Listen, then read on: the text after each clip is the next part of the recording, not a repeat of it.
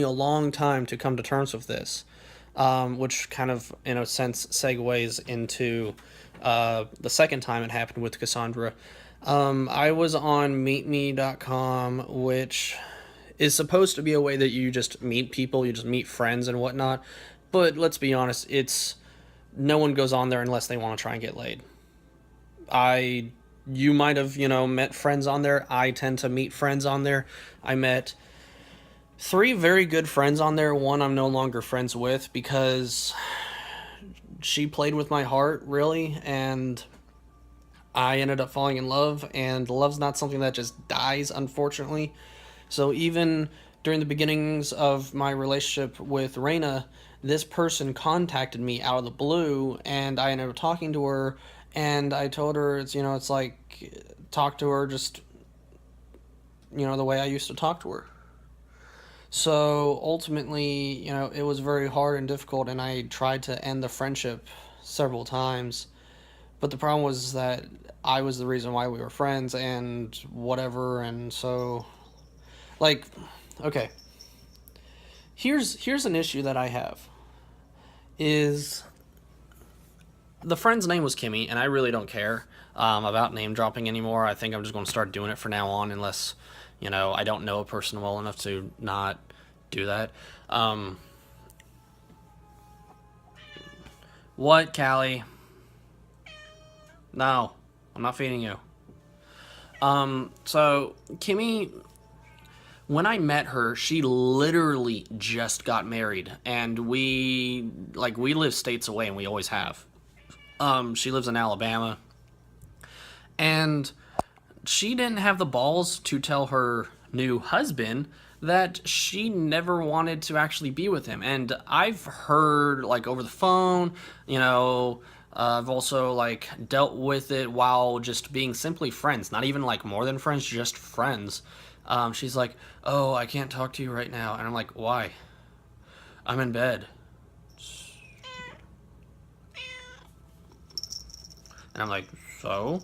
She's like, well, when I'm texting and I'm in bed, Donovan's trying to sleep, and I can't get up. And I'm like, why can't you get up? Because then he'll wake up, and then he'll get mad, and he'll start a fight. And I'm like, why does it matter if you get up? What if what if you gotta pee or whatever like that? But no, it was the fact that Donovan was very controlling. He was extremely controlling. Like, she was not allowed to have any guy friends. She wasn't allowed to talk to, he would go through her phone. And I'm sorry, I will say this right now. If you go through your spouse's phone, there better be good reason, because I am the kind of person who believes in privacy. So ultimately, if you're going through your spouse's phone, which to me the word spouse just basically means significant other, you know, doesn't necessarily mean you're married or not. But even more so, if you get married, then you have no right to go through the other person's phone without permission. Because if you do, that means you do not trust them. And there are better ways to do that while still doing so. I saw this video where this guy,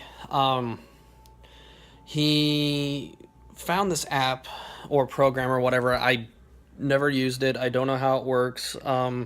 But it's a spy program that apparently you're supposed to download to the other person's device that you want to spy on. And he said that he didn't look for it or anything to be a creeper. He did it because he suspected his first wife being like, cheating on him. And so one day, I guess he got the program. It's like $70. I did look at the website. I'll put a link in the below where his video is, in case for whatever reason you want this program for same reasons or any reason. I don't care what your reasons are. But you are able to remotely / manually delete things off of the other person's phone. They download an app or their history, you can delete that. And you can view almost like what I think is called VPN for tech people. But I don't know. I don't know much about VPN. My biological father used it for business stuff. But what my understanding of it was basically you can remotely view and utilize someone else's computer from a distance. You just need a password and whatever else. I don't know if it's like that, so don't quote me on that. Don't come back to me and say it doesn't do that or whatever, because I didn't download it. I don't have the program. I've never used it. But this guy's video, he says on how it's good for when you have teenagers and they get in trouble or to whatever like that. If you're suspicious of your spouse, then you can basically view their call logs, listen to their surroundings. So your wife says that she goes to work and she has a business meeting, she won't be home till late or whatever reason. You at that point can log into your, program and actually utilize, just like the whole conspiracies that the government listens and watches using our devices and GPS. You basically do that for $70. You can tap into the phone and listen to whatever the surroundings are of the phone. So she leaves it in the room, or if she has it in her pocket and she's going to the bathroom, you can hear the toilet flush. But anyways, just to finish up the story, I hate leaving things unfinished. And I don't really care to actually talk about it anymore. So I'll just finish it up for the sake of at least doing so. So when I was with Cassandra, was on Meet Me, and we'll get into the Kimmy thing later. Was on Meet Me, met this person, wanted to be friends. They didn't. They wanted more. And they did some sort of thing. Me being a spiritual person, I believe in this kind of stuff. But had it to where they basically would just like pushed me with some sort of, I don't know, peer pressure or something, like some sort of energy. I don't know. All I know is after a little bit of talking, it got a little uncomfortable. And it wasn't because of the conversation. I think it actually went quiet after a while, and I tried to actually get a conversation going because, like, okay, it's, 30 below outside. I walked across town just so I can try and meet a new friend, and it was basically a dude trying to get a sex change and everything, which I don't judge. But you can totally tell this was someone who, broad shoulders, face was a little bit in between. Could have been a girl, could have been a guy type thing. And yeah, so I cheated on Cassandra with an it. And I don't say that to be mean. I just say that because if you can't tell what the person's gender is, then yeah, I'm sorry. And it's kind of just from my own personal experience. It was very weird. Regardless of how my personality may have changed and my views, it was just, I don't know. I don't know. I'm just going to edit that out later. Yeah. So, yeah, I ended up cheating on Cassandra with the transgender person. I don't know what the proper terminology would be there. But I didn't mean for it to happen, and I think I might have almost gotten off while in the ass. Not my ass, their ass. Not that really matters, I guess. So, that was the second time that I unintentionally cheated on her, and it was through, like, some, like, pressure and everything. That, and, for whatever reason, at the time of my life, I was very depressed and very weak, which probably also doesn't help. I'm a lot stronger now, kind of like I was before I met Cassandra. I don't know why. Before I met her, like, I'm not even joking, before I met her, I was studying different things. I was studying a little bit of plants and agriculture, and all sorts of stuff. And then I meet her, then boom, I'm basically just brain dead. I just depressed, and my mind is missing. Not control my own thoughts, whatever. But yeah, there's all sorts of things that happened with her that I can't fully explain. But yeah, basically, person, like, just whipped my dick out and just started sucking, and I don't know, I might actually go for that more often if I wasn't loyal in a relationship, because that's my thing that kind of got this whole conversation going. is the fact that I am loyal in a relationship. I always have been.